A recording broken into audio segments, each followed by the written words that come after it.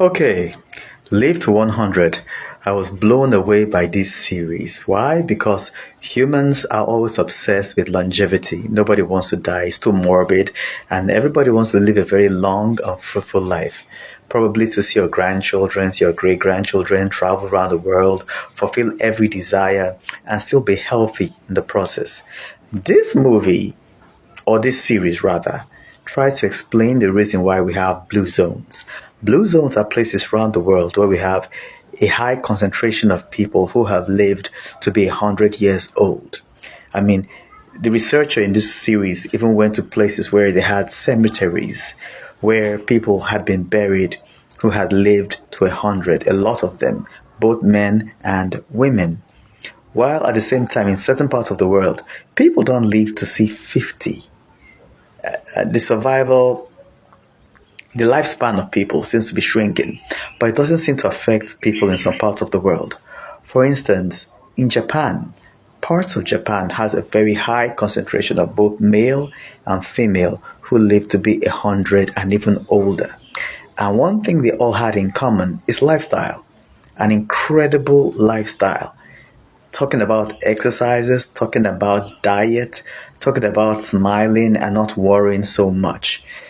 Somehow they all lived a very simple life. We had retirees who were always consumed with this passion to garden, to take care of their farms, to grow vegetables in the backyard. And the things they ate were astonishingly healthy. It didn't have much fat, it didn't have much cholesterol, it was rich in fiber, there was fresh air around them. It wasn't a very expensive diet. That was the important thing about this. Anybody can live that life. You're just choosing to live it. And he traveled to other places, like a part of the United States.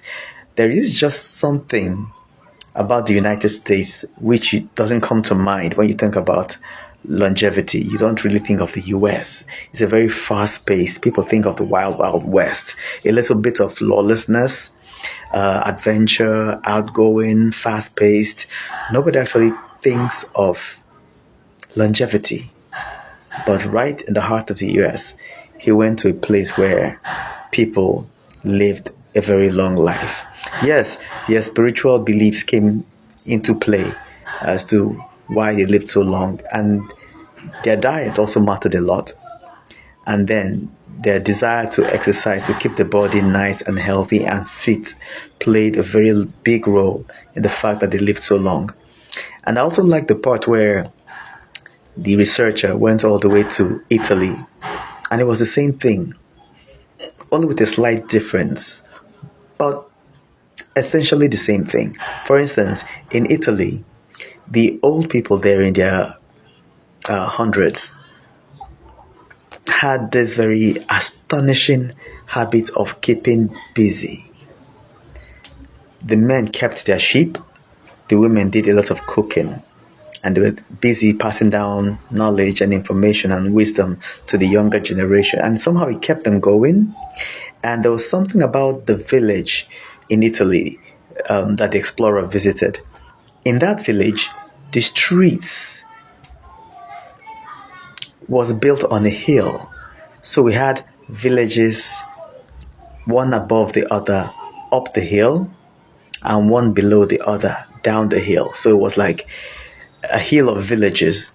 So to get to the third village, you had to go down or up, as the case may be, depending on what part of the hill you lived. And people did that every day. These people who were like 95, 102 were taking very long walks upwards.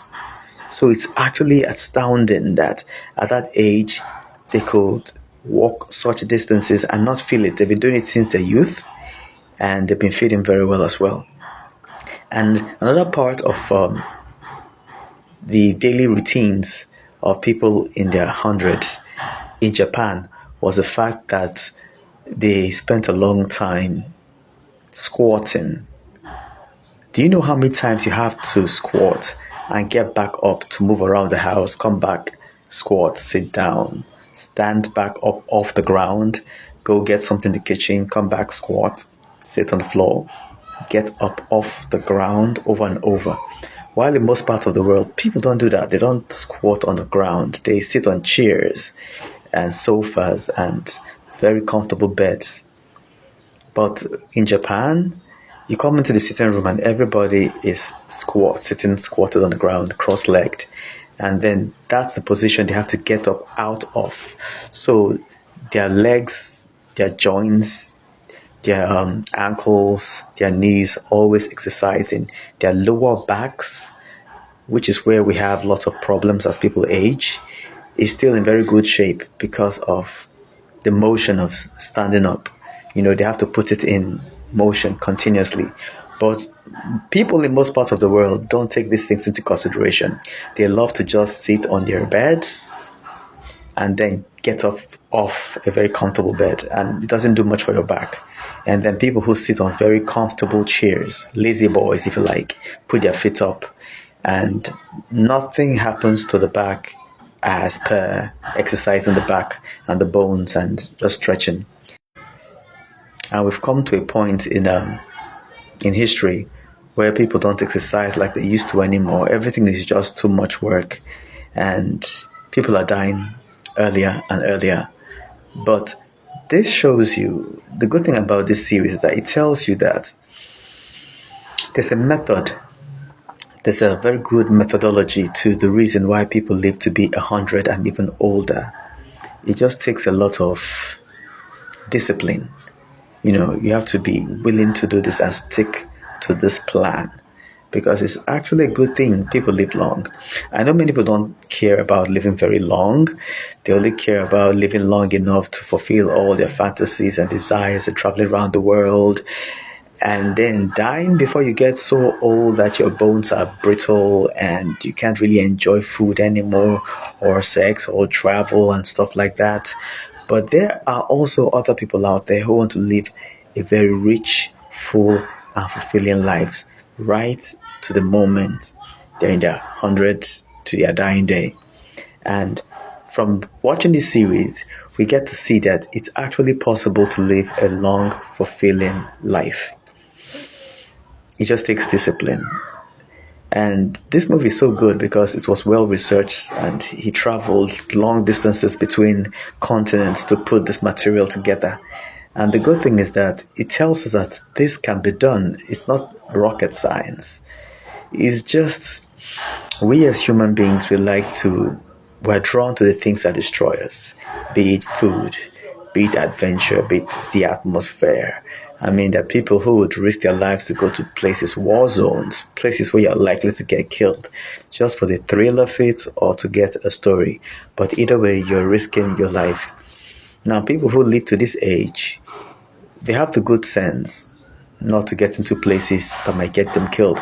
But at the same time, many of them have survived the most horrific of experiences, like people who survived World War II, people who survived Hiroshima, and all sort of gas leaks and stuff.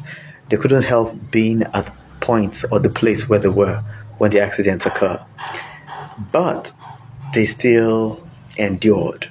They still lived this very amazing life, and they're still very much alive today. So it just tells you that there's a formula, and there's also not a formula. There is no formula in the sense that you can do everything right and still die. It happens. And then you can do everything right and live a long, fulfilling life like you've always planned to. I don't know what to say.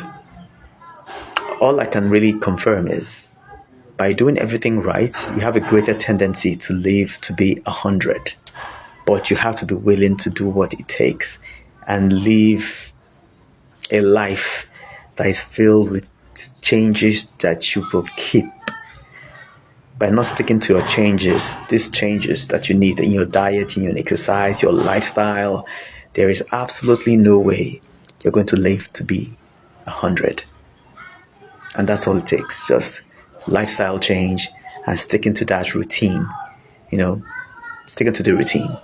So it's a very nice story, and it will always be relevant. I like this. I think I'm going to say it all over again.